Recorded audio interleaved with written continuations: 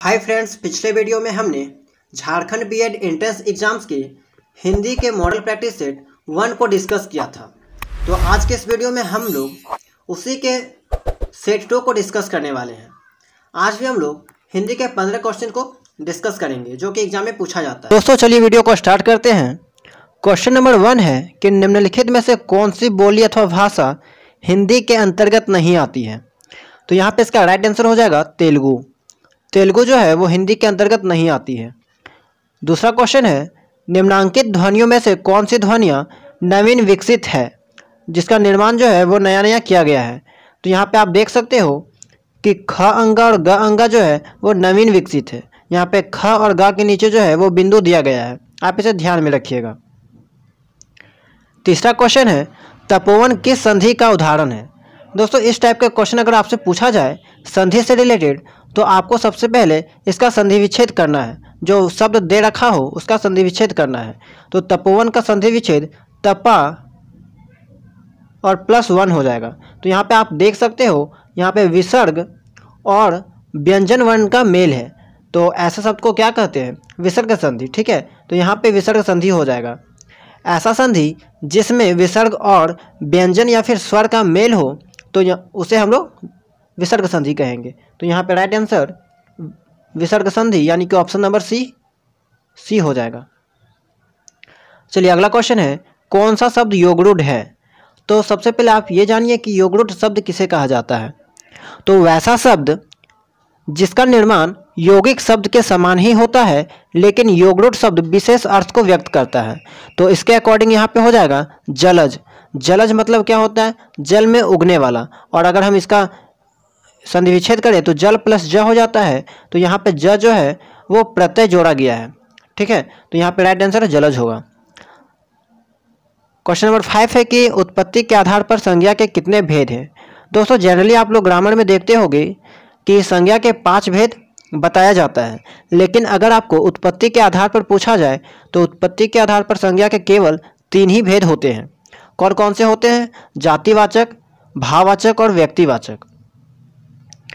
अगला क्वेश्चन है अंगूठी का नग होना। इस मुहावरे का आपको अर्थ बताना है। यहाँ पे 4 ऑप्शन दिया गया है, तो इसका राइट आंसर हो जाएगा अनुरूप जोड़ा होना। क्वेश्चन नंबर 7 है जो ममत्व से रहित हो।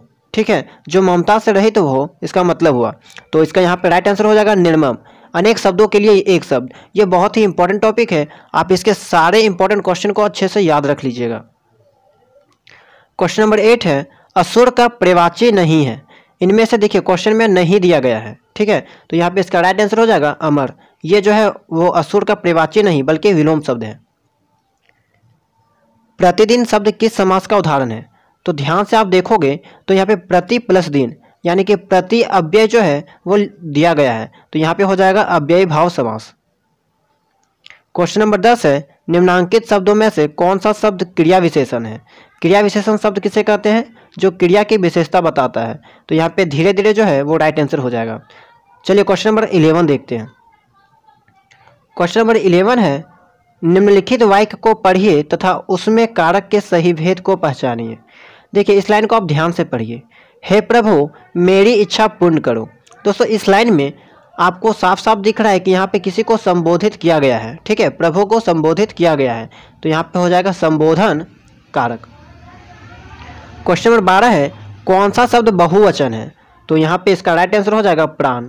प्राण जो है वो एक बहुवचन शब्द है।